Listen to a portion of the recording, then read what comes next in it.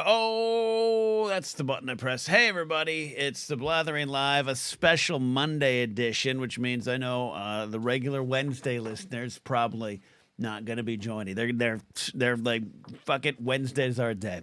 It's me, Ken Napsuk, hanging out with you for an hour or so tonight. I've limited myself to one Dragonberry and Sprite. Thanks to Jillian and Molly hosting Alden and I on a Saturday night for their Certain Point of View happy hour show. I had about 2.5 of those Dragonberry drinks and then realized as the show started, I needed to order dinner. So I ordered Del Taco live on the air and ate a lot of Del Taco in a short amount of time. I'm still feeling the effects. We got people checking in live here tonight. I can bring the comments up because I'm still using StreamYard for this. We might switch to OBS very soon. I use OBS for a lot of other things. Laserball, the fellow Kenneth is here saying, hey all. JMB said, we are Legion. Michael McCarcel, we call him Detective McCarcel, must resist Case of the Mondays jokes. Nah, you could make them because JMB points out the thumbnail doesn't look good. That's because I made this thumbnail over the weekend and I didn't know that I was basically predicting my day. Joseph Thomas is here, says, I can't how are things. Things are okay. Things aren't bad. Things aren't great, but they aren't bad. I think that's kind of where we all are these days. By the way, I'm fully aware that I'm holding this hand card for a panel I hosted a while ago. Featured a bunch of Lucasfilm employees who couldn't say a lot of things because they're Lucasfilm employees. They wanted to say things. Lucasfilm sent a list of things they could not talk about.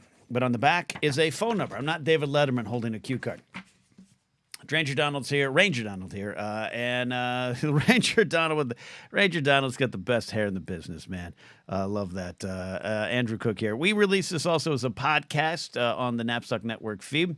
A new episode of Our Biggest Win coming your way. Tonight's show is special because technically speaking, I think I am ready to take phone calls.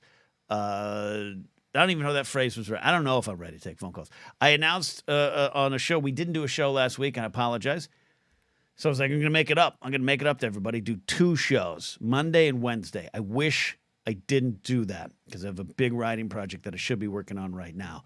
But I'm going to get to that, and I'm not leaving you guys. And then I was like, well, we're not going to worry about calls to Wednesday. The reason I said we're not going to worry about phone calls to Wednesday is I hadn't even looked into how I wanted to do it or how I was going to do it. So about 10 minutes ago, I went in, I activated my Discord for the Voice Connect thing, which I've never used before in my life. And then I said, screw it. Let's also put a phone number in there. So I think, I think it might go through my phone. I don't know. I have a Google Voice number, which we used before. If you remember the old TNF shows we did, we took voice memos and I took the call and I downloaded the voice memo, then I played it on the show. It's a very involved process. But since I've determined that we're doing radio here, kids. This is old school radio in a new form, all right? So it's not so old that you don't want to pay attention to me. Jen Murrow's in chat with the big heart. Jen Murrow, if you don't follow Jen Murrow on Instagram, follow her on all social medias. I mean, look at that profile picture. You want to follow that profile picture anywhere. Go to official Jennifer Murrow on Instagram because she'll post occasionally what she cooks, what she makes. She's a great chef. She's a great baker. She's just wonderful. And I've never had, what was it, Jen, that you made? Irish soda bread, I don't know. I've heard of it. I've never had it. And it looked great yesterday. So if you want to get hungry, follow Jen there on Instagram. Ranger Donald says, let's talk about our extended car warranty. As you get older, we're live on Twitch, by the way, too. We're live on Facebook. I see the darkness right here. Hello, darkness, my old friend. See this right here? I'm trying to keep the vibe. I'm trying to keep the vibe of the dark kind of radio studio vibe that I'm comfortable in. It's not even a look. It's more something I'm comfortable in. Well, also making sure you can see me, and then YouTube will be happy with all that kind of stuff. So I don't have I have a couple cool lights, but I have a light over there. And when I took production classes, film production classes in college, this is the reason I left college to go start my radio career. I wanted to be a director. I thought I'm going to be like George Lucas, my hero. And then what ended up happening is I realized quickly that directing isn't just standing around talking to actors while you point. Because every like behind the scenes photo as a kid growing up, it was like George pointing. It was talking. I was like, that seems like fun. I think I'd like to do that. Tell my own stories and just point on set while actors listen to my words. Then I realized it was so much more than that. And a lot of it was just understanding more of the technical side. So lighting wasn't going to be a key grip anyways, but lighting, I failed that part. So right here, this darkness, I have a light. I have a light, a proper stream light. It's battery powered. It probably is going to die. But it's too far away. It's not bright enough. And so I have the shadow. And then you see I have my eye bags aren't this bad. If you're listening on the podcast, just imagine Walter Donovan at the end of The Last Crusade when he sips from the incorrect cup and starts to die. The bags under my eyes right now, in part because of the lighting, look just when he's still got a little bit of his form, but Elsa Snyder's starting to get scared, and then I'm gonna die. That's kind of where I am. He chose poorly, but I was looking at this. I like the eyes right here. This is a cruel thing of aging. I was talking with my landlord today, actually, who's wonderful, and she's in her 70s, and she is a dancer, more flexible than me. Like I can't bend over to pick up a spoon if I drop it in the kitchen. She was gardening today, and she's doing all the work, and she's like, I said, "How you doing?" She says, "I'm good, other than when I look in the mirror." And my mom says that too. And that could be a little bit of, that could sound depressing, but I'm starting to get to that point. I'm very happy with my skincare routine. I've said before on my shows, I got a very good skincare routine. In fact, I won't give away the names. The other day, my pal, Jen Morrow and Chad here, we were hanging out with some friends, and we went to the Soho House, which I've never been to in my life in LA, because I'd rather go to a dive bar than some exclusive highfalutin place, members only, but members can bring in. And as we were walking in, the girl checking our IDs, Jen hands her ID, and the woman goes, "Congratulations on your skincare routine," but she said it in a good way. And then I handed her mine. She goes, "Congratulations to you too." It wasn't said with as much enthusiasm as it was to Jen, but I'm proud of my skincare routine. But the mustache is going to be the gray in my mustache is here. We talked about this on the show. I know. My over under is 3 months that I'm all white, and I'm just going to have to live with it. I don't know if I should start dyeing my beard. As I've said before, I don't want to dye it like all black. That'd be weird, like a grease paint beard. And I have a lot of red highlights here, so I don't want to do like red and dark brown. But I want to keep what I got. Brian Tiller says it goes white quick. It's the only time white is quick in anything is when the hair comes in your mirror. Ben Wellington's here. Ben Wellington, I still want to be a director, but I started as an editor like George Grow, but like the photographer's at home. That's the key. I think you're one step ahead. You're one step ahead. Ben is great. Ben came to a flapper show of mine, and I usually hide this kind of stuff. Ben Wellington here in chat. Never met him before. A fan of the show. He showed up at Flappers in Burbank, and he was the only paying audience member. And at first, I got to admit, when I walked in, because on a show that's not well attended, comics will often go into the showroom and just watch, support each other, right? Because they don't really cancel shows.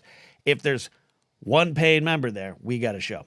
So if Ben had decided to not show up that night, they would have canceled the show. Unfortunately, Ben was there.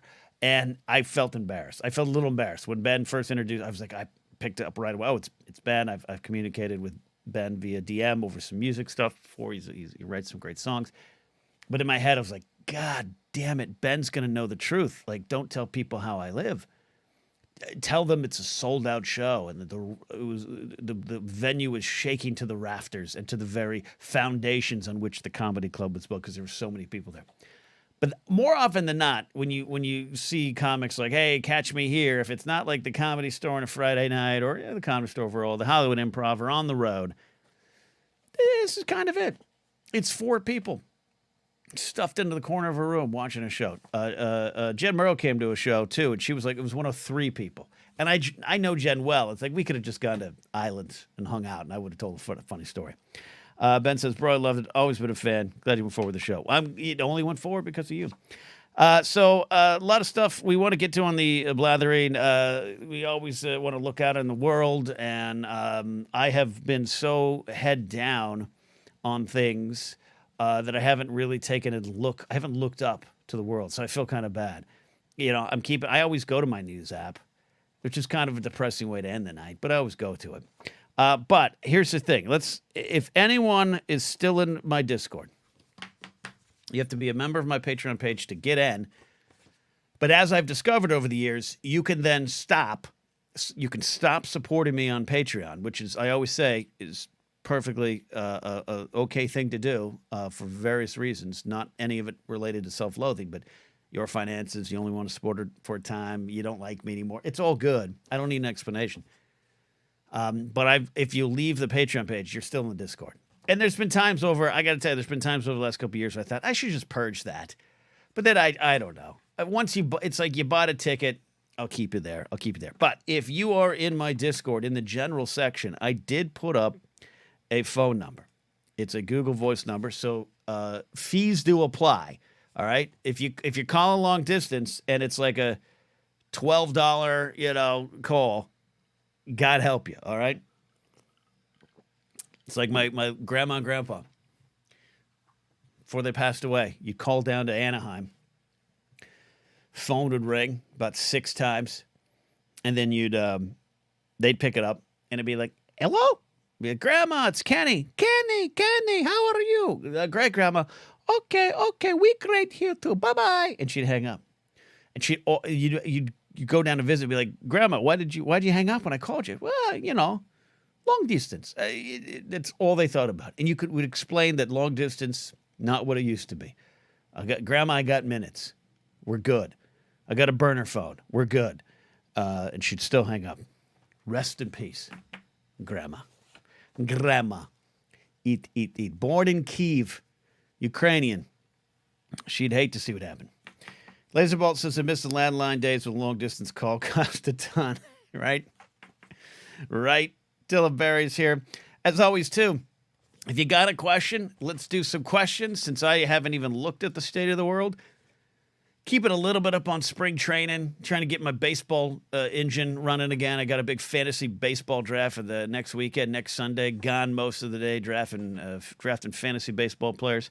But I'm still on the football. I'm still playing Madden. I'm still catching the Dolphins or what they're doing. But if you got a question, ask it here. As I always say, if you have a question that I don't want to answer, meaning it's something about my career and it's kind of salacious, like a place I worked or something like that, or maybe of an adult-themed nature and I'm just not in the mood, I won't answer. But if you super chat it, I will at least acknowledge it and maybe explain why. All right? Mike Fink is here. My buddy Mike Fink. Let's go, O's. I don't know you're a Baltimore. Have we talked about that? Is Mike Fink... Orioles. I like the Orioles. I have to root against them. They're good this year. They're going to be good. Troy is here. Brian Taylor says, yes, you can make collect calls. We got Reds checking in. Troy saying, Nana Knapsack. Babushka. We call her Babushka. JMB's got beard comments. Go Hollywood Hogan. Bleached handlebar mustache with the jet black stubble. The grease paint beard. Mike Fink's born and raised in Baltimore. That I do recall. Tiller saying, go Dodgers. What a basic bitch that Tiller is. Sorry. Sometimes I disgust myself. That Hogan, a lot of great pro wrestling beards.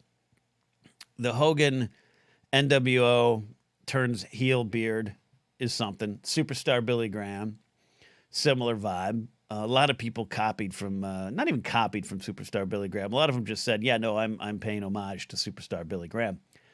Scott Steiner's entire reinvention was basically, yeah, let me just be Superstar Billy Graham for a new era. Yeah, I don't know if it worked, but I liked some of what Steiner does. I've been around Scott Steiner. Scott Steiner is explosive. That's all I'll say. Tully Quinn is the important question. It's freezing and work out early. Should I get a pizza? All right, that's our first question of the night. But as I said, I'll answer this question. If you are in my Discord still and you're feeling sassy and you want to help me test out the phone calls, we're going to be doing phone calls here. I think my system's all set to work. Give me a call. All right. I don't, if it, look, later on, if you're like, dude, it was a $55 call. You know, we can work it out. I have insurance with Lloyd's of London. All right. Tully Quinn says, important question. It's freezing and work let out early. Should I get a pizza? Yes. Pizza is that's what pizza is for. Like most people in the world, I was going to say Americans, but I think we should extend it to the world. If you have access to pizza, you're eventually going to, you love pizza on a certain level. I love homemade pizzas. I love crappy pizzas from 7-Eleven. I love fancy pizzas, unless it gets too fancy. If it's too fancy, it's kind of like going to the Soho Club on a Saturday night. It's almost too fancy. I'd rather let's go down to the dive bar. Let's go down to the club. Last Thursday night, Grace and I had a busy night. We had to move some things. I had to drive. I had to drive a 20-foot U-Haul, which isn't the largest truck in the world. But I am definitely not someone who's comfortable in that. And I had to drive that. I sweat through my jeans in every part of my body. Driving a 20-foot U-Haul truck through Burbank. So at the end of the day, I whipped out the credit card and I said, we're doing this. We're swiping for pizza. And we got some pizza, and it was exactly Tully what I needed emotionally. And it's one of those emotional foods. While you're eating it, you almost don't feel good. Your body starts going, this is not what we should be eating. The next morning, your body's like, we're sluggish. It's because you have pizza in you. You have dough and cheese. I didn't get any meat. Giggity. What did I go with? I feta cheese, sliced and diced Roma tomatoes, red onions, and olives. That was a pizza I made. And it's really good. And I did try to see if I could get a Detroit-style pizza. They didn't offer it. So, LQ's here says pizza is one of the perfect comfort foods. I think we're agreeing with that. Laserbolt says just finished a Mexican pizza from Taco Bell. That's living right. I've not been to Taco Bell since the GPA days. One day, Josh and I ran down the street to a Taco Bell, and he turned in. It was it almost ended our friendship. I just couldn't. It was one. You were supposed to come down the street we were on, turn a left, and then turn a left, hook a left into the Taco Bell, and come around to the drive-thru. He, from a double yellow, stopped traffic to turn left into the drive-thru and then cut in like, oh, sorry, I'm here to cut in. And I almost got out of the car. Qui-Gon Quigs is here. I had Costco pizza with just a guaranteed overeat. Yeah, I love a good Costco pizza. It's been 2 years. All right, so Tully, first question of the night. As we often talk about food, yes, you should get a pizza. And try that. Try the tomato, red onion, Roma tomatoes, and feta cheese on top of regular cheese. Andrew Cook says all this food talk is making me hungry. And I've just finished lunch because he's in another world. Another question. Oh, Vermont Mike has a beard combination. Boogie Woogie Man, Jimmy Vallon had the ultimate beard. That's a good pro wrestling beard. Jimmy Vallon. Going back a ways with that. I enjoy that. That's a good reference. Mike Fink loves pizza. But Mike Pink is his stage name. Dylan Barry, the Dylan Barry Network, check it out. Says, how do you feel about spring holidays, traditions, maybe Easter, March Madness, St. Patty's Day, golf tournaments, Cinco de Mayo, Blowout, Ohio. Liz Fair song there. I'm looking at this list, Dylan. I don't really participate in any of them. Growing up in the church, I participated in Easter, right? You know, he is risen. We did that stuff. We'd go to an Easter sunrise service. I hated it, not because of Jesus, but because no one should be up at 5 a.m. to sit and listen to a pastor as you start falling asleep. Plus, for me, If you still need to hear the good word, I hope you get to hear it. But for me, having grown up in the church, I kind of was like already on board with the message. He is risen. He is risen indeed. Got it. Easter Bunny isn't the only reason we got this. Got it. So I just felt I didn't need to wake up at 5 a.m. to go to an Easter sunrise service to hear the same thing again. I felt like Easter and Christmas, they're in the height of my church days, which ended 2004 was the last time I was regularly in a church. I felt Easter and Christmas were for the rookies, for the amateurs. It was the people coming in because they're visiting family, and mom says, let's just go to church. Or those who were guilty. Man, I did a lot of things. I had a threesome in November. I better go to church in December. Just clear the palate as we go into the new year, where I can do more of that. That's what I felt Easter and Christmas were. Andrew Cook says, does the U.S. have hot cross buns? Yeah, it is a category on Pornhub, I think. But I've heard of hot cross buns. But to your other question, your other part of your question here, Dylan, March Madness, I'm not a college basketball fan, much as Mark Ellis just absolutely hates that about me. I don't do St. Patty's Day. It's a rookie drinking day. It's an amateur drinking day. Plus, I'm not sure about I have to really look at what are we celebrating on St. Patty's Day. My friend Joe he put out some stuff yesterday that was like, yeah, all right, maybe the true meaning of St. Patty's Day needs to be analyzed a little bit more, but maybe it's a good thing. I'm not saying it's a bad thing. I just don't know. I don't know. So I've never really done St. Patty's Day, and I've always loathed the wear green crap. I don't mean to be a killjoy. But when I was back in the office days, the day job days, the security days, people would go up to the office, the mall management office, and there'd always be one or two people. Yeah, you didn't wear green. Yeah, this isn't fun and games time. Like, my job went from boring to insane in seconds, and you couldn't predict when. So I didn't wear costumes. No, even though I was in a suit and tie, I didn't dress up in costumes for Halloween or for Christmas parties that were during lunch hours at the office. And I didn't wear green because I didn't want to have to run to a gang fight and be like dressed as a clown, like in clown shoes or something. I was already tough enough. Anyways, golf tournaments, never been in one. I do like golf. Cinco de Mayo, same thing, other than Liz Fair song. Dylan, I'm sorry, Dylan. You asked a great question. I was like, nah. But Dylan answers his own question. It says spring training. That is the biggest tradition for me. Spring training, fantasy baseball. I've been in the same fantasy baseball league since 1999. Me and my friend Corey co-own the team, and we don't see each other much anymore. We used to work together in security.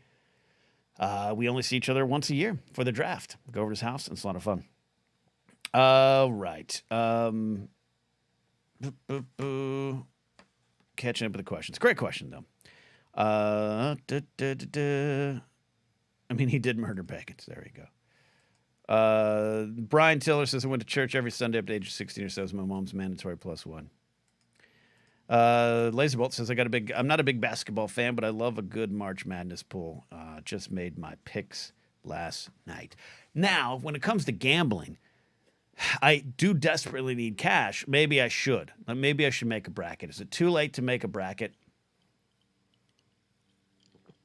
No? Okay, good. Jerry Garza's here. Jerry says, my only green shirt I have is a Dr. Doom shirt.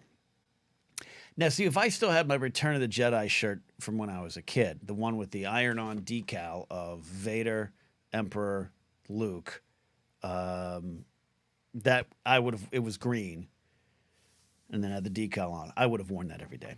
I still wish I had a version of that shirt. Vermont Mike checking in here. Anyone unfortunate to live in the path of the total eclipse? 60,000 mourns expected in my small Vermont town. Let's head there. Let's go hang out with Vermont Mike.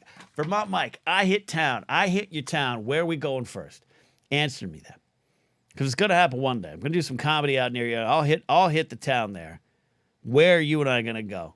Where's the first? What bar? What diner are we going to?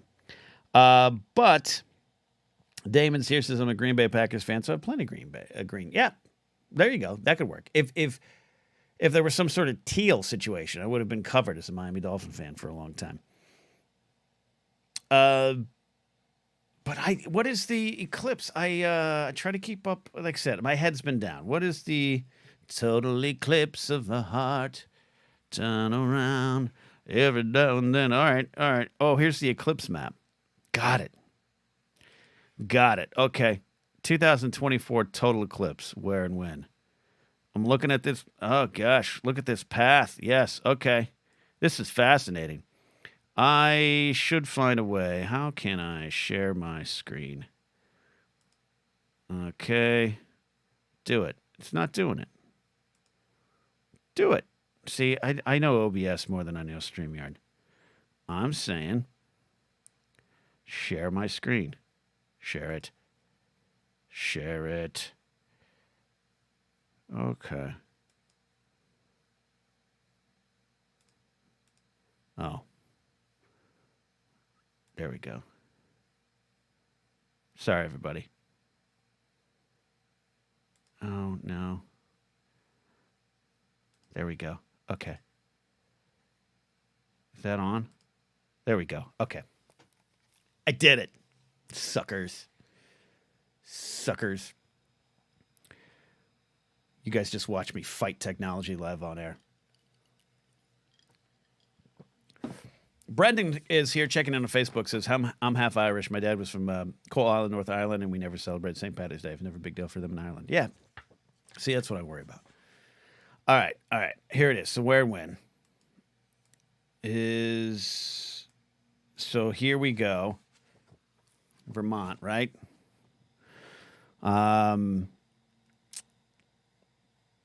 So this is fantastic.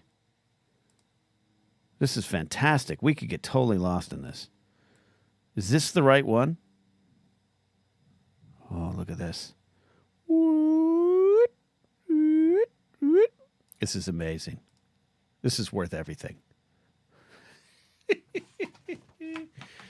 Crappy hotels in Southern Illinois went from 80 a night to 400 for the eclipse.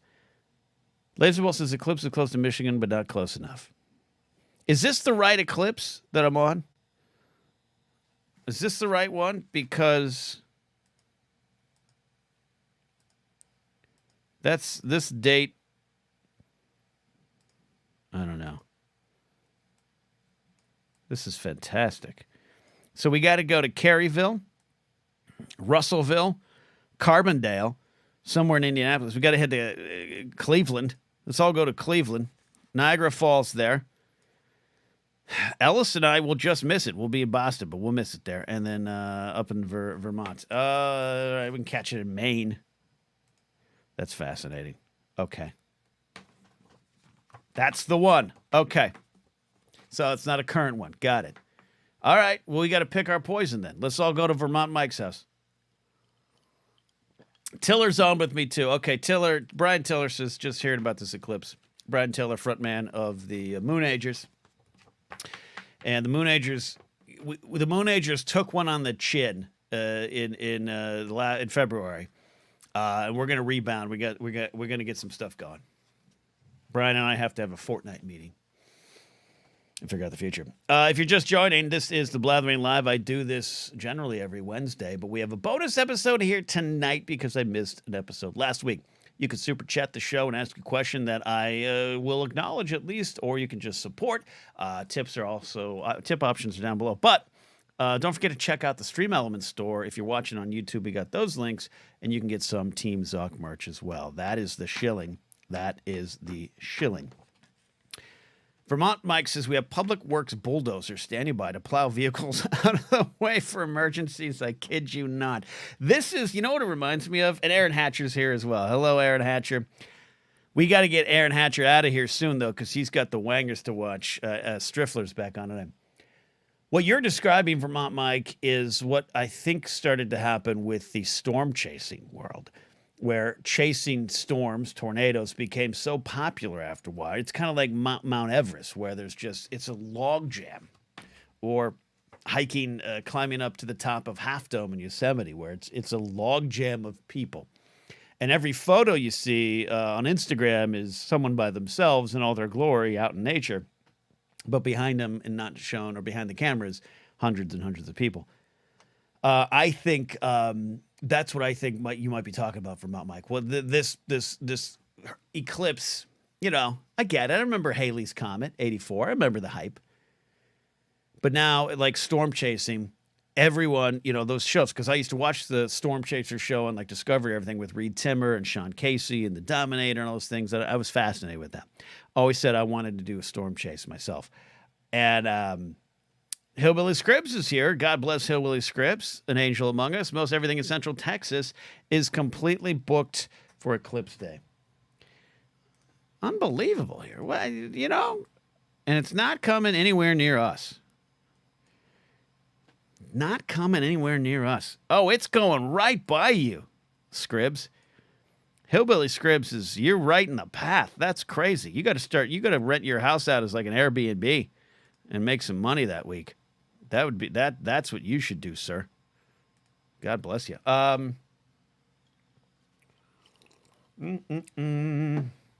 Jonas is here, the Del Taco brother of Hillbilly Scribs with a great profile picture. Catching up to Chad here. Oh, so anyways, Vermont Mike, that's got to be kind of where I'm at, right? Was that what you're mentioning? It's like so many people are there to see this. And what you're describing is 3 minutes of full eclipse. They're going to block. Someone's going to have a heart attack. Someone's going to stare into the eclipse and drop dead, and they're not going to be able to get an ambulance there. So I agree with your city.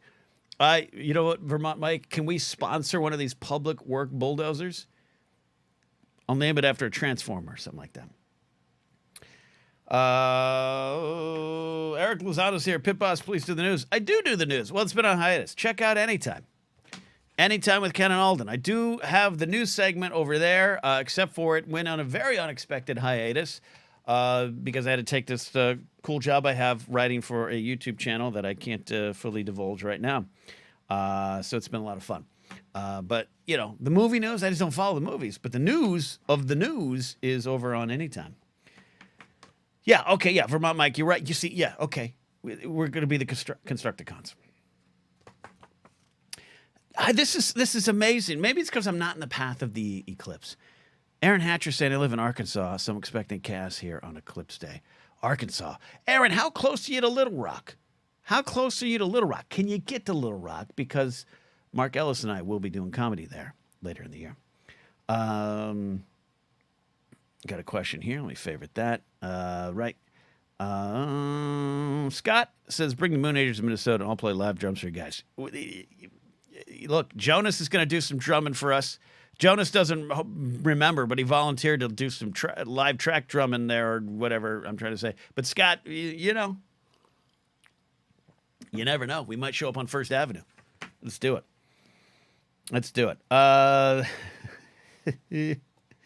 Aiden's here with a baseball question I'm going to try to get to with a semblance of expertise and knowledge.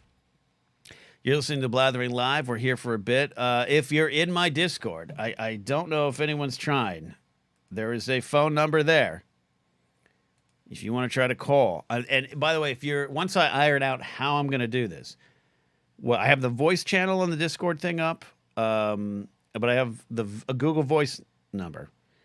Once I decide the best way forward, it's also going to be extended to YouTube channel members. You do not just have to be on my Patreon page. You can also support here on YouTube, and the number will be up, or the way to call in will be up. So there you go. Oh, okay. Jonas says, I remember. All right. Catching up with some questions here. Brennan Casey, is this one any plans on coming to Chicagoland area for some shows? Nothing right now, but we'd love to. Troy says, sorry, I'm driving. Yes, also, do not call while you're driving. I do not want to be legally or morally responsible for that.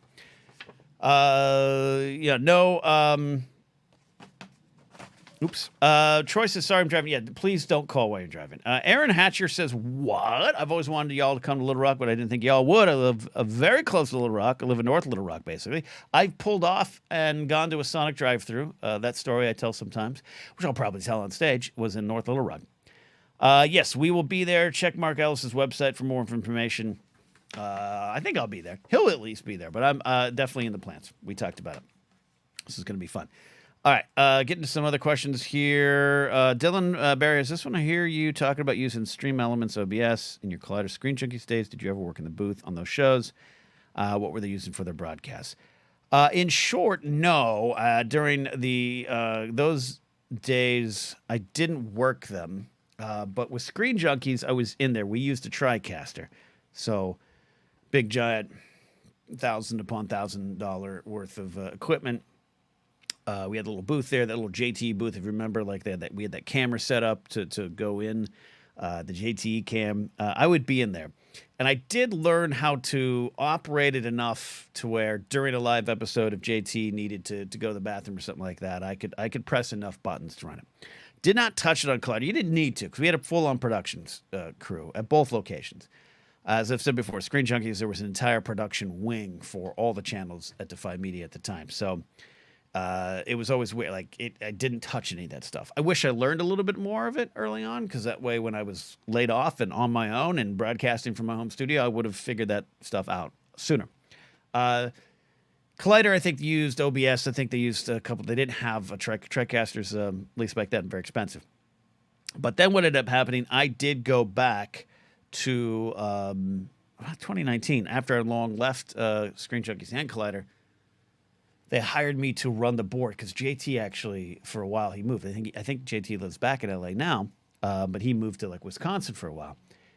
So they hired me. They hired another guy, but I came in and I learned it a little bit more. So I wasn't an expert on a TriCaster by any means, but I actually could handle it. And actually, it's kind of fun. That's why once I kind of learned it and paid attention to it, it's fun. I like running OBS with Pop Rockin' Radio, though we are on a Pop Rockin' Radio hiatus right now as well. A lot of hiatuses in my life.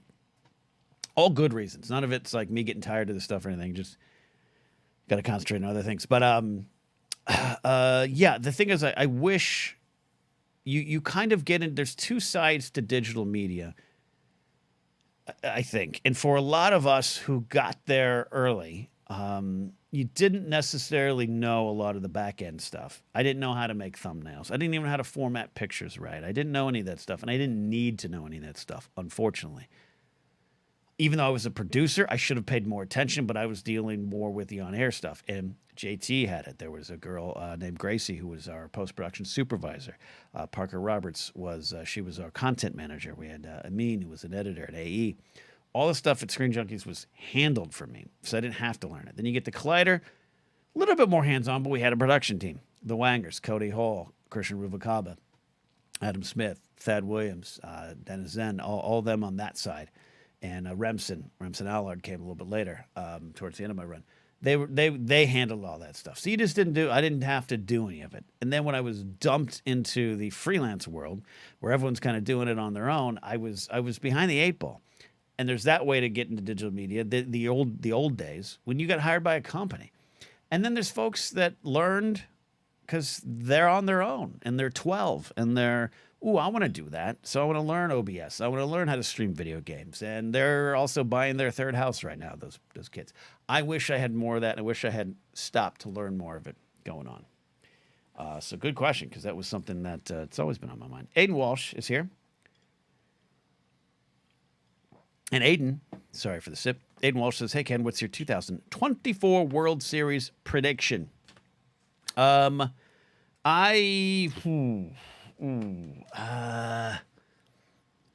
gonna say, here's the thing: the Dodgers got an amazing team, and I like Shohei Ohtani. I just feel like the way baseball and the baseball gods work, that not every time you put it all on the field, it doesn't work out. The 1997 Marlins were a great example of a team that said, we're going to win the World Series this year by going out to acquire all the best players we can get and afford. And they did it. And they got Jim Leyland to manage. And they got Kevin Brown and Sheffield and Benito Santiago and Moises Alou and all these players, along with Mr. Marlin, Jeff Conine already there. And then they won the World Series. I just don't think that happens all the time. Yeah, I'm a Yankee fan, but the Yankee victories in 96, 98, 99, 2000, man, like, we had a homegrown core. And though we did go out and get some of the better players later on, and you could say we bought our championship, but every team buys a championship because you're paying these players. Clemens was an example. Bringing him in, of course, the best of the best at the time and doing that. All that, yeah, sure, certainly. But it was a homegrown team. And even at 96, we went out and got, Charlie Hayes. We brought in Joe Girardi. We had Jimmy Key. These weren't the superstars of superstars. This was a good team. So I don't think it often works out. So that's why I'm not hopeful for the Dodgers. Ben Wellington says Twins Dodgers. That's fair. But the Dodgers are a fair bet.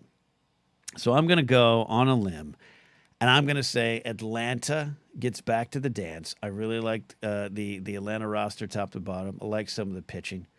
Go there. And then I'd love to say my Yankees. I'd love to. I just don't believe that. And I do really like those Twins. So maybe a 1991 World Series rematch, Atlanta and Minnesota, which I think, for my money, is the best World Series I've ever watched. Maybe not the best of all time, but the best one that I've ever watched was 1991.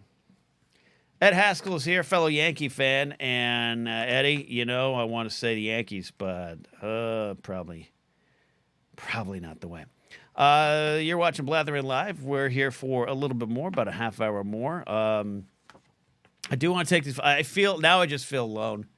Not by you. I'm not neglected by anyone. I just feel I'm putting the phone calls out. I want to try to get these phone calls working. Tigers versus Expos. That's a great one. 1994 would have been Expos Yankees.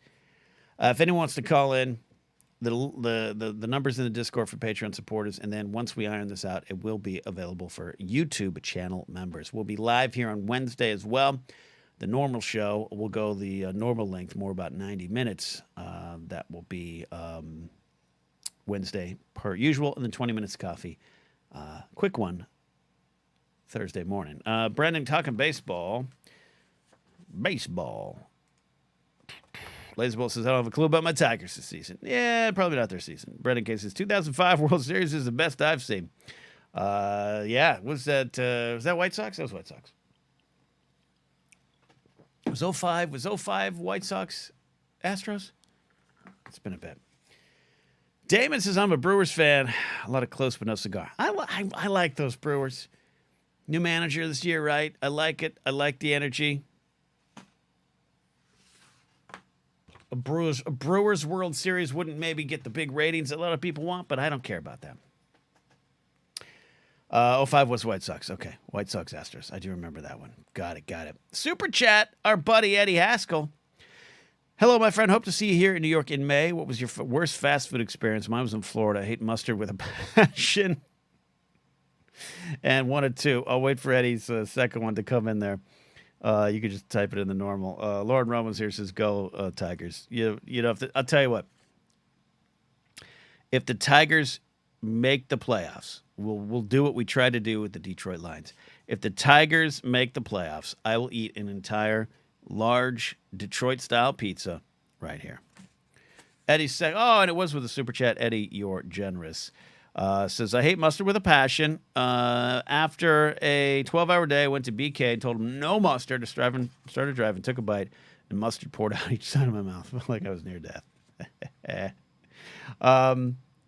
Worst fast food experience for me. I mean, it's hard for me to say I've had a bad fast food experience because I just love it. And I always approach it with just such, hope, positive energy, and love. Every fast food experience. So outside of just I overate or something like that, I've never had. I'm trying to dig deep here, Eddie. I'm not counting like food poisoning stories. That's whatever. That's neither here nor there. Occasionally, crap, my second cheeseburger wasn't there. That wasn't too bad. I've been blessed. This is a boring answer, but I'm trying to think, going back to my life, here's the thing. I put good energy, and I'm not saying Eddie doesn't. Eddie is nothing but good energy. But when I'm in a drive-thru, I'm so goddamn affable. When I go in, I'm so goddamn affable. I'm like Dusty Rhodes, speaking to the working man. That I've gotten extra sodas. I've gotten, oh, hey, sorry, we had an extra Shamrock Shake. You want one? Like I've gotten that kind of stuff. I'm like Alec Baldwin in the movie The Cooler with William H Macy. Like William H Macy was the cooler. They put him into casinos to cool the winnings around him. I'm the other way. I'm the heater. I'm the fast food heater. You put me in there and you'll get treated right. Uh, watching on Twitch. Here's a name from the past. If you're watching on Twitch, A Dave says, I've had bad experiences after Ken's fast food. This is because A Dave and I used to live together. And A Dave and I, we were at our poorest. Our great careers had not yet begun. We were playing GTA 2, watching Survivor on Thursdays, coming home from a day job we both hated, and we'd go to this Del Taco that's on Balboa Avenue in the heart of the San Fernando Valley. We'd take what little cash we had in our own reserves, and we'd buy ourselves some Del Taco, and we'd sit there and eat it and dream of a better tomorrow. Dave found that better tomorrow. I'm still waiting for the clouds to clear. And emotionally, it wasn't the food, but it was the experience around it. It also reminds me, I got to text Dave. I got to text him a little. It's been too long. Eddie says, not born and may continue to be blessed that way. We've all had man meals, missing food, extra burger fries, huge bonus. I'll tell you, I think of in positive experiences. 5 that's right, 5 a.m. double westerns. Kyle Harlow's here, says, hey, Dave. Now, that's a name I haven't heard in a long time. Yeah, you old Twitch streaming fans of mine back in the early days when I first started playing Fortnite. That's my buddy, Dave. 5 a.m. double westerns, too. We did it all. I remember one time we went to a Popeye's Chicken, and we went to a Popeye's Chicken, me, Dave, and another roommate, and we got some food, some Popeye's Chicken, which is generally pretty good. The food wasn't bad. And then we went back and we all put on a certain movie. We were watching a movie, like, hey, let's do this chicken in this movie. And about 10 minutes in the movie, we thought, this is not who we are. And we just finished the chicken. We stopped the movie, and then we finished the chicken in silence. I remember that day, too. Eddie, I'll tell you what. One of my an Andrew Cook, you got a question up there. I got to favorite that question too. Where's that one there? Oh, there we go. All right, Andrew, got your question favorited, so I don't forget it. Troy says GTA 2, yeah, top-down mania. What improvement over the first game? And then GTA 3 blew him out of the water. And I never played it. Ben Wellington knows what he's picking up what I'm putting down. We stopped the movie and finished the chicken. It was the early 2000s, man. It was a crazy time. Yeah, I never played GTA 3. That's Vice City, right? We played GTA 2 in our house. It was me, my Dave, and another roommate. We played that thing like crazy. And then that third one came out, and I just watched them play. I never touched it. To this day, I've never touched it. It's the weirdest thing. Weirdest thing in the world. Is it really? No, not really. Eddie, though, I'll say this about Eddie Haskell. He was there for one of my favorite. I'll call it fast food burger, but it was like a burger shop, like a tiny, non-chain burger location in the greater Washington, D.C. area. And it was after a show. Mark Ellis and I did a show, and Eddie and our buddy John Mariano. We were all hanging out with someone else. I can't remember if anyone else was there, Eddie. And we went to, it was like the only thing open. I love Washington, D.C., but the thing about Washington, D.C. is the thing about Washington, D.C. is it kind of closes early. And so the first night after the show, Ellis and I stopped at a very pricey bar, quite frankly, but it had good sliders. And we walked in at like 9:10, and the guy was like, kitchen's closed, but I'll get you guys. So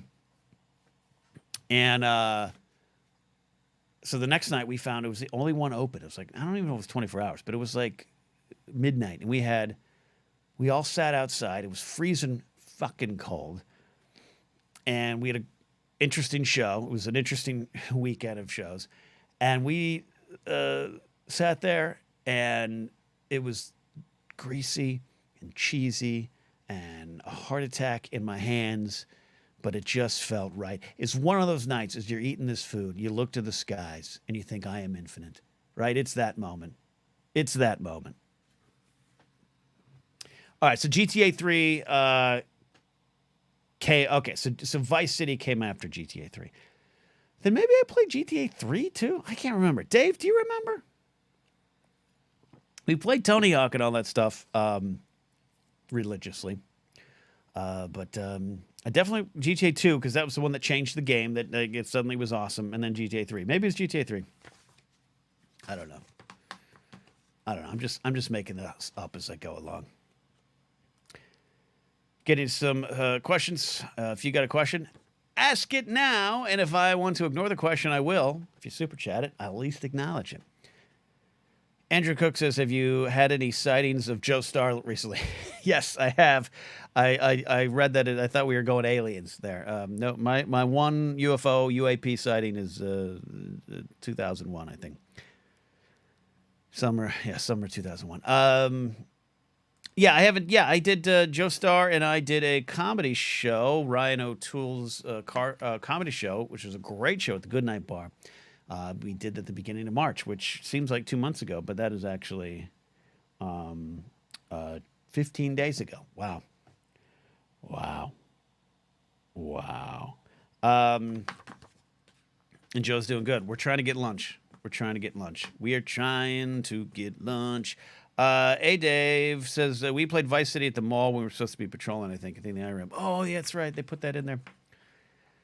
The things that security teams do on Sunday morning. This is not. Now I'll say this: I was not the director of security this time. I wouldn't have allowed it. But when I was just a supervisor on Sunday mornings, the assistant director and my staff. So my boss was doing it. I couldn't get in trouble. My assistant director would sit down. They would put Madden on the camera room. So instead of looking at the cameras to patrol the mall, like Dave's saying. They actually just had Madden, And then when I first got there back in the day, this would actually we at the closing of the mall at 9 p.m. at night or whatever it is, they would do this thing we would call go into line of sight deployment, which was 15 minutes before the mall closed. We would stand by in the area of all the jewelry stores because that's when most of the jewelry stores, smash and grabs and robberies and stuff would happen either right after the mall opens or right before it closes. So we had a system in place, patrolling the red curbs to make sure there's no car with an engine running, that we just at least identify it, if not tell them to move along. And then every officer deployed interior was in a line of sight where we could see each other, we could see the jewelry stores, and we'd call it out. And we'd also... as the jewelry stores closed for the night and they put their, gates down to count out the till and everything, we would count how many employees were in there, make eye contact with the manager, wave. All these things a good security department should do. And I found out, we were out there doing it, then I found out that I couldn't figure out why my 3 supervisors were never on the floor during this rather important part of the day, one of the only important parts of the day we had. And I went back, and they were all on the 3 computers in the security office, the 3 supervisor computers, connected by a network, playing Doom. I complained about that one. I was a little snitch. Yeah, I admitted it there. Super chat coming in from JMB for an extra topping on the Detroit-style pizza. Made the skies clear sooner than later. Thank you, JMB. I really appreciate that and appreciate you around. There you go. We got a follow-up question here on Facebook. I'll get to that. Eddie confirmed that was a fun weekend. Really good hit spot. Yeah, you did get COVID. Yeah, I think there was some COVID that went around that weekend. But it was a good time. The memory of the burgers. Dave says, you're not responsible. You're still the only adult. So thank you. Oh, yeah. And every Sunday morning, we'd go get Denny's Grand Slam meals and send the old guy out into the mall to patrol. We left him alone, and he loved it because the young kids didn't bother him. Oh, the memories. Barry Cohen, B.S. Cohen, my friend B.S. Cohen from Pro Wrestling and Comedy, says, to be fair, Doom was a great game. Yeah, it wasn't the best. Good question about Disney World. Oh, Eddie, it was Mark, John, myself, and Mark's high school, childhood high school buddy. Yep. Jack. Great weekend. We cleared out the Joe Star one. Andrew Totten says, getting on any shows with Christian anytime. I miss you all guys together. No plans for that. No plans for that. But I will say, Christian and I did actually meet up for lunch. And I got to say, the cheap bastard paid too. I got to tell you, he paid, and he paid well. We had a good lunch. We caught up. We wanted to make sure that we saw each other face to face. It's been a long time. It was a great time. It's been fun. So no plans to be on his shows. He's doing great with what he's doing, and we talked about some YouTube stuff and gave me some great advice in the ever-changing waters of YouTube. So it was a good time. But no plans for me to be over on the big thing anytime soon. But hey, you can always have those wonderful memories, I guess, right? Was that sounded, Andrew, did that sound dismissive? I don't want to sound dismissive to your question. Yeah, keep your memories, kid. Nah. It was good times. Good times. All right, Andrew says, thanks for answering the question. There you go. Kyle Harlow, who's an old schooler. Kyle Harlow was one of the first people watching me on Twitch in 2018. Come on, 6 years. Wow. Ken, did you go to Disneyland or Disney World as a kid? If so, what attractions are gone now that you miss? Oh, that's a good question. I wish my buddy Ken Plume was here. He's a Disney expert. See, I would have him call in. That's what I would do.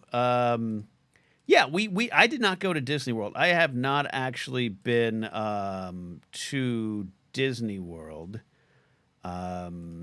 outside of Star Wars Celebration 2017, where they took all of us digital media journalist types to the Hollywoodland portion of it to ride Star Tours and some of the stuff there. It was before Galaxy's Edge.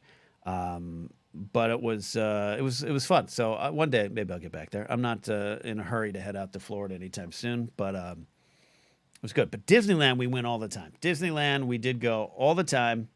My grandparents, rest in peace, the house that my aunt now lives in is right around the corner from Disneyland. It's near the intersection of Dickel and Ball Road. I'm not making that up. It's fair. I hate to giggle like a schoolboy, but my grandparents, to get to them, you get off on Ball Road and then you turn onto Dickel.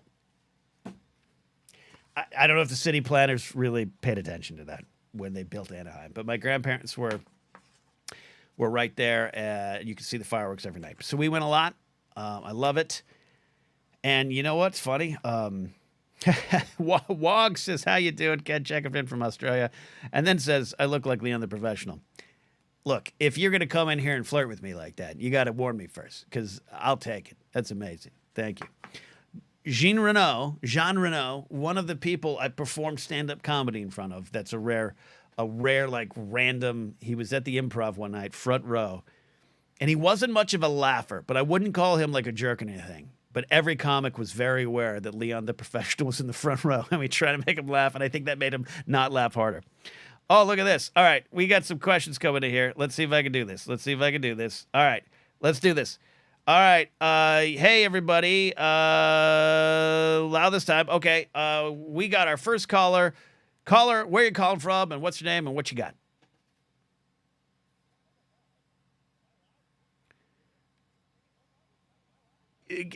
Kenny No Bothers is here, man. You got me live on the Blathering. You're the first in. I even undid the mic access, so you have free reign. Who's calling? Where you calling from? What's your question?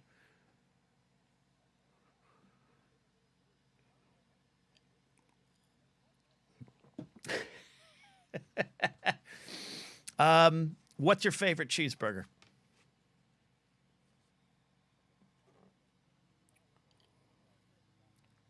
Troy, did you park your car?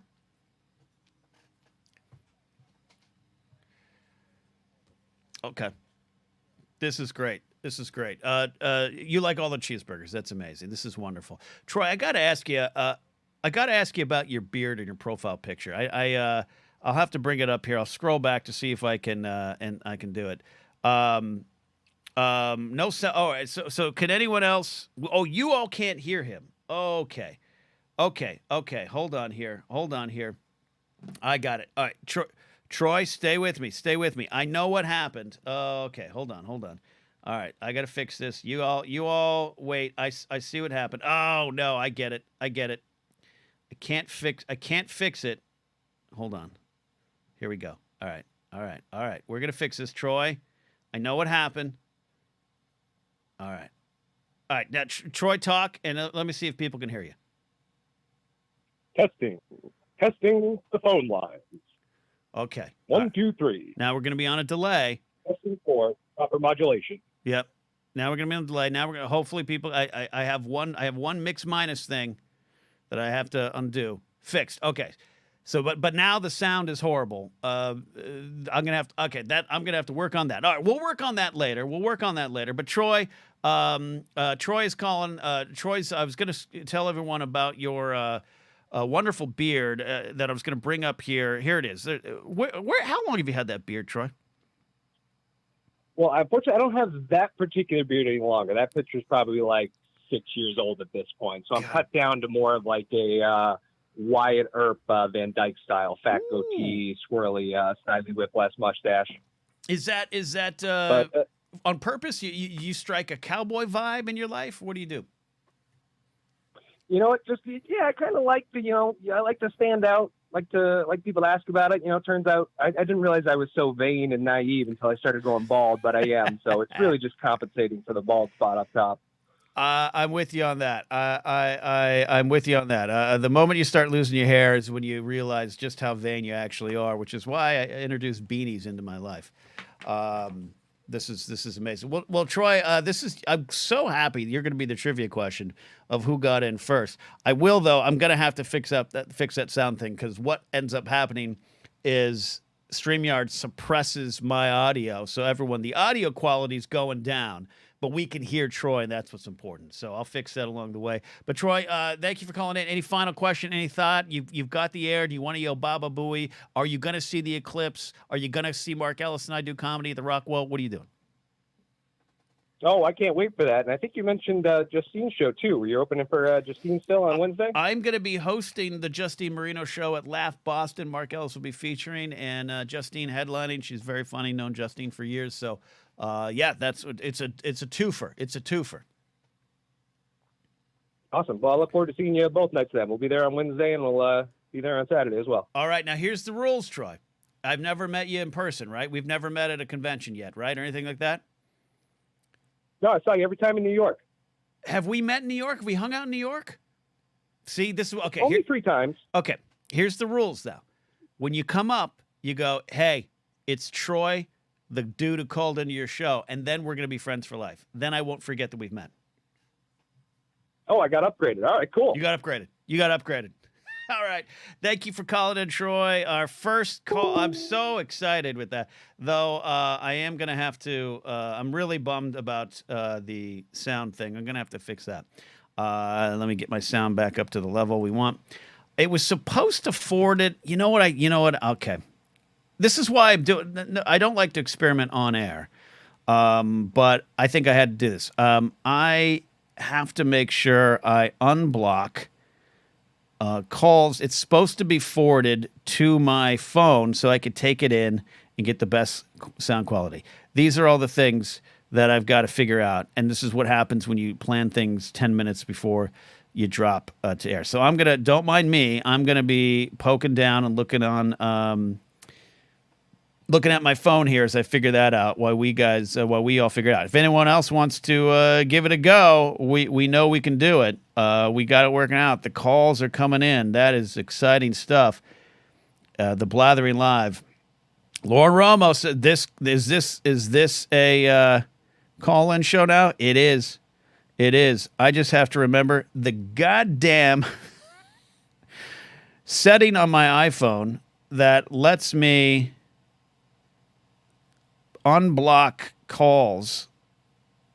Oh, God. This is where you feel like a boomer. Laserbolt, I don't want to out you as, being of an advanced age, but you ever feel like you're a good technical guy? Like, you're like, nah, I know my way around things. And then you've come on, you just feel like I should put on some bifocals And it is, it's phone, fonts. Don't quit laughing at me, Romo. Where's the setting in your goddamn iPhone? I've once thrown something through a wall. There it is. Okay, I found it. You a-holes. You're all making fun of me. All right. I've got it off. All right, I think I got it. I think if we get another call, I think I'll be able to take this. The right way and get no drop in my sound quality. But that's how you do it. Very happy with Troy. Dave says, go to a Genius bar. Call-ins, WOG Reviews asks, right now, it's a fair question, WOG Reviews.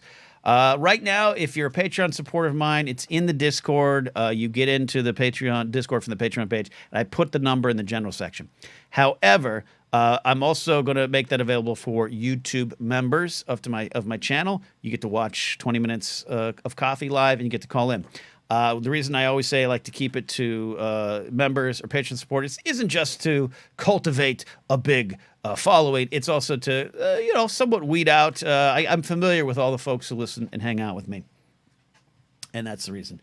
You got the upgrade, Troy. You got the upgrade. Tully Quinn says the pizza's arrived. If you joined us a little bit late, the first question of the night was Tully Quinn asking if you should have pizza. Tully, please tell us all which one we got. What pizza we get. Kate is here as well. Kate Mandy is here checking in. Romo is cracking me up, says Tiller. If Romo should call in.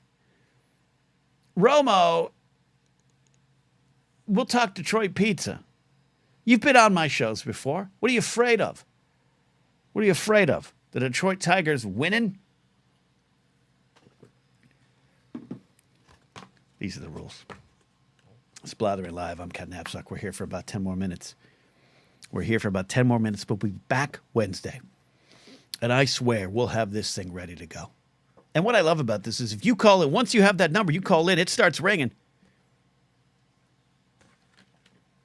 I can't stop it. I can't ignore it. I got to take the call. Adam Knight is here, and he's missed quite a doozy of the show. Adam, we've had our first call-in. We had a technical issue with it, but we worked it out live on air. We've determined where the Eclipse is going to be and how much we should charge for hotels, and we're talking pizzas. We're talking fast food. I did eat before the show tonight, but I'm going to have to eat after. I got some writing assignments to get to tonight, but I've been hooked on these lean cuisine meals. And, I'm not losing weight from them, but I just feel like I might be one day. And that's why I'm into it. Andrew Cook asks a very important question. So we all worried about what is up with Kate Middleton? So, no. However, like... when this whole hubbub began, I was like, she's got she went in for some surgery. She's goddamn resting. Leave her be. And then I too got pulled in by a little bit of the conspiracies going on, and then the whole thing with this possible affair, and then everything that's happening, and then the picture comes out, and I took it as face value. I don't go looking at every photo, see if it's photoshopped or AI or anything like that. I just go, oh, okay, happy English Mother's Day. Happy British Mother's Day. And I didn't think of it. Then I saw what people were talking about. Watched my buddies over at Internet Today, Elliot and Ricky. They broke it down quite well. They did a summary of everything. Then I started becoming, all right, something might be up.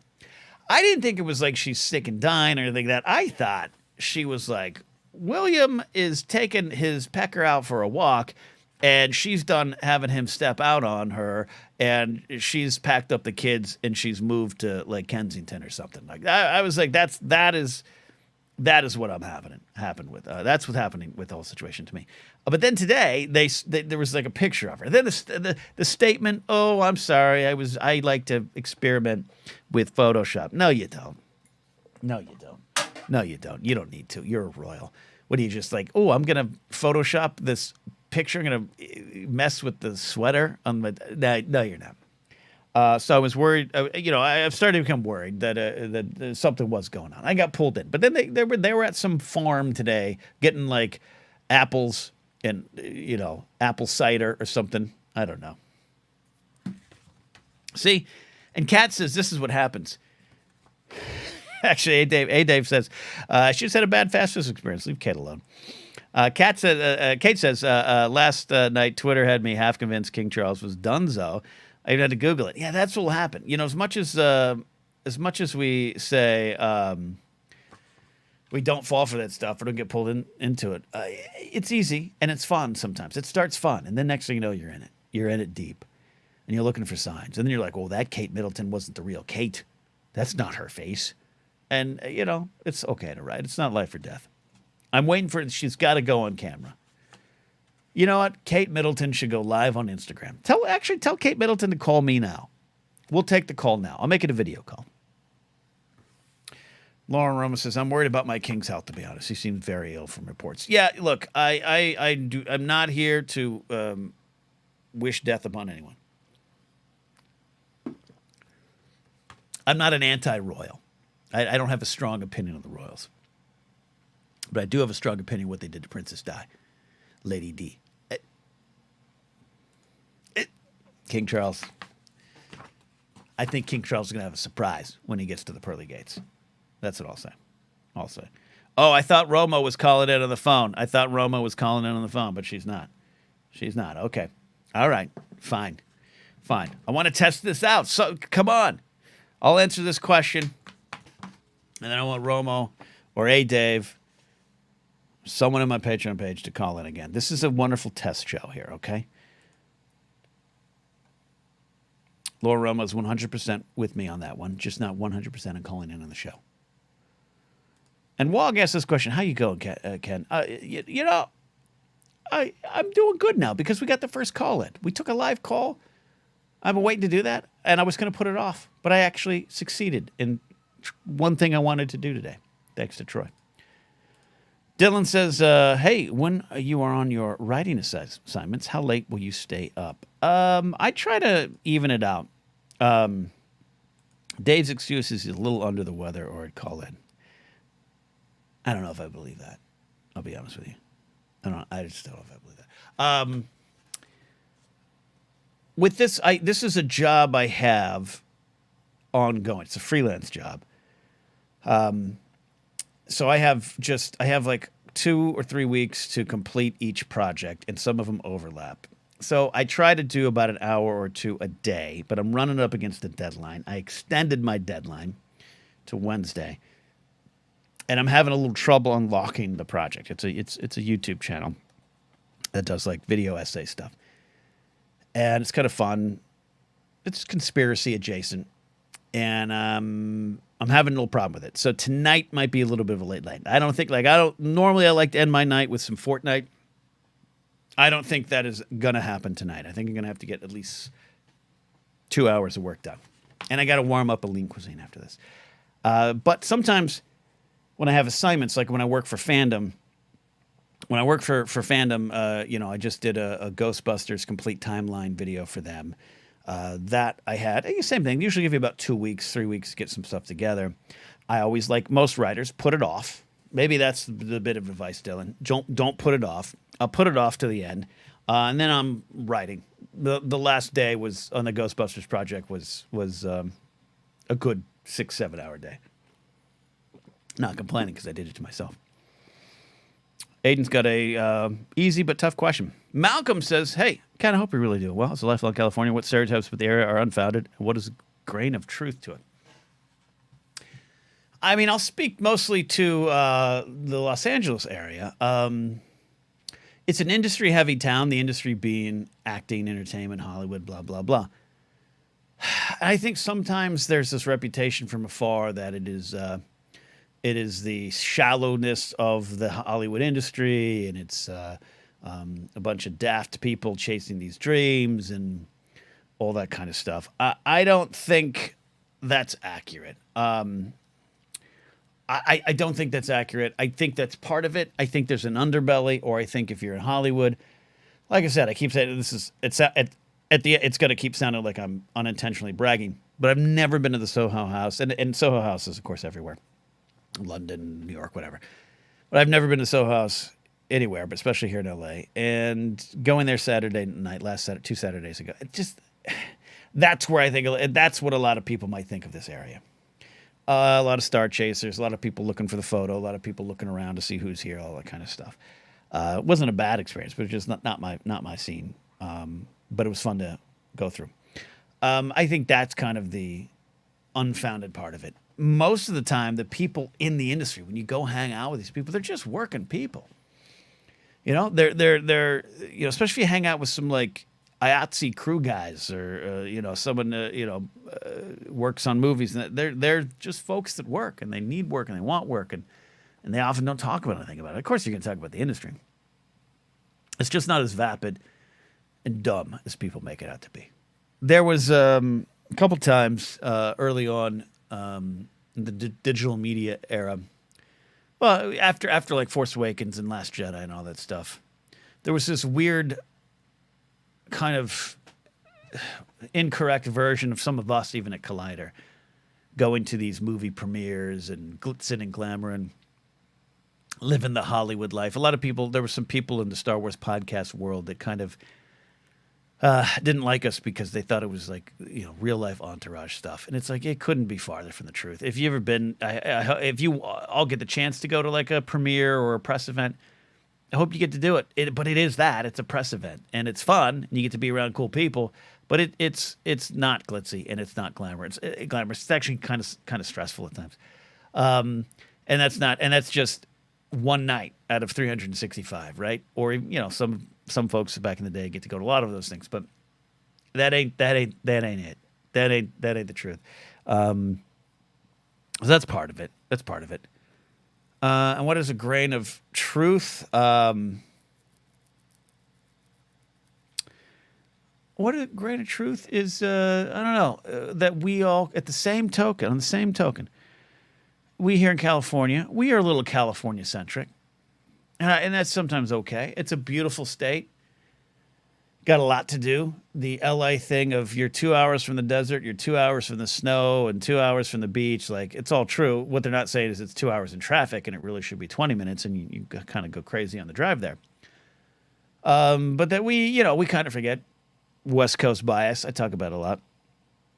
And when people move to other parts of the country, other parts of the world, it's not that we think you're less than. We're just like, why wouldn't you want to be out here in the best time zone in the world, in the best weather in the world? And we can get hung up on that a little bit. That's what I think. All right, Beatles or Stones? Well, for me, Beatles. But I've always appreciated the Stones. Seeing the Stones at SoFi, I have not seen any of the Beatles live. I've not seen any of the Beatles. Want to see McCartney. Didn't get a chance, but saw the Stones at SoFi last year. Hopefully see the Stones this year at SoFi. And it was quite a show. But I'm always a Beatles fan. Love the Beatles. Joey Beans is here. Good evening, Joey Beans. Andrew Cook's got a question about the Daily Show. A Dave says, not really a lot of time for glamour and entourages when you're so busy auditing. Yeah. And auditioning and working hard. There you go. JMB says, mad. We all go a little mad sometimes. Yeah. Scott Mills says, I don't see you or Ellis Arloff coming off as a Hollywood elitist during that era. No, it just was, it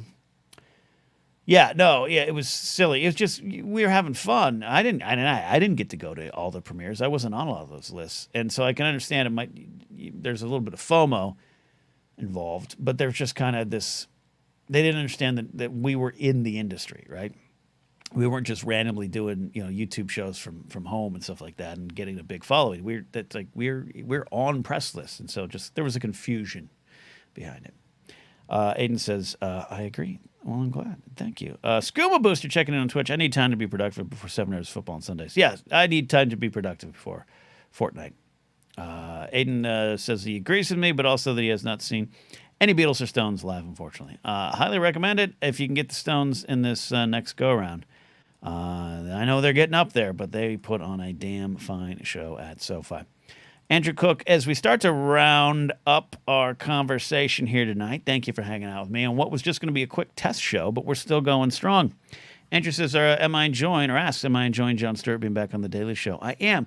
I'm a big Jon Stewart fan, but it's always been I've had a weird relationship with Jon Stewart because I was a fan of Jon back in the day on Comedy Central when he co-hosted Short Attention Span Theater with Patty Roseborough. Then he got his MTV talk show. Then he was in movies. When I was, I'm a fan of Madeline Stowe and Angelina Jolie, and so he was in the movie Playing by Heart, which came out in 1998 with them. So I like Jon Stewart. And then he gets Daily Show, and I was a fan of Daily Show. I liked Craig Kilborn because he was a Sports Center guy, and he was making the transition. Looking back, the Kilborn era Daily Show wasn't, in the end, my favorite. But so I liked what Jon was doing. But you got to remember, I was raised conservative, stayed conservative for a long time. Now I'm a, pinko commie, democratic socialist, nut job, whatever you want to call me. But that was a slow transition, and that didn't happen right away. It's only really solidified the last couple of years. So I was conflicted because I love Jon Stewart. I love the concept of The Daily Show because I grew up wanting to be on Weekend Update. So, this is a half-hour Weekend Update. I loved it. And then I just, I couldn't agree with Jon on something. He was going after my guy Bush, and I just didn't like him. Now I'm very thankful for it, and I love having him back. I love the stuff he's done, even his controversial first night back. I really got what he was going for, and thought he was highlighting something that was a problem, and that is a problem. So it's been fun. I'm glad he's doing it only on Mondays. I'm glad he's just kind of. I'm glad he is, coming back. Executive producing, maybe calming the storm of The Daily Show, finding a host drama, and just holding down fort on Mondays. That'd be great. All right, a couple more questions.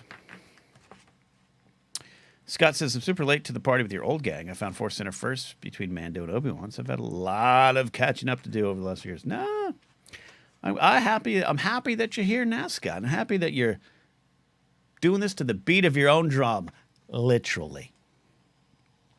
Laserbolt says, speaking of Agent Man, just got tickets to see Motley Crue this summer. There you go. There you go. Is this a farewell show? Is Mick Mars still around? What's going on? Didn't they all hate each other?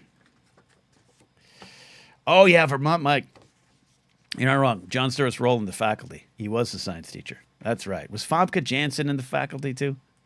Brian Tiller yells, hit that like button. I think Famke Janssen was in the...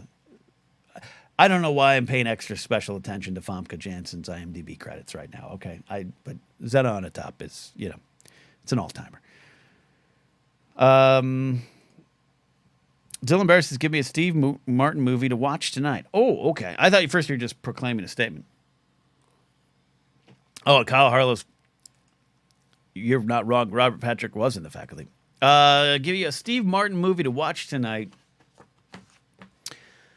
I'm going to give you a classic. Let's not shy away from the classics.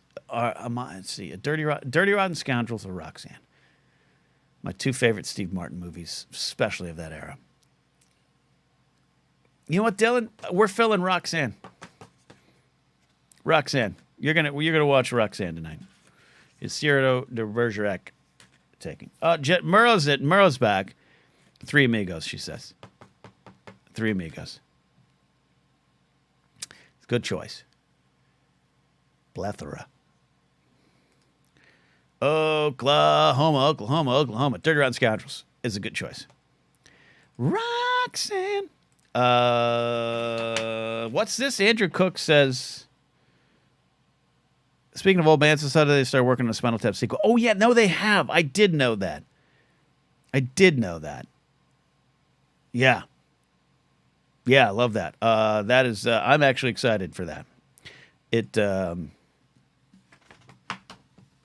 I'm hopeful.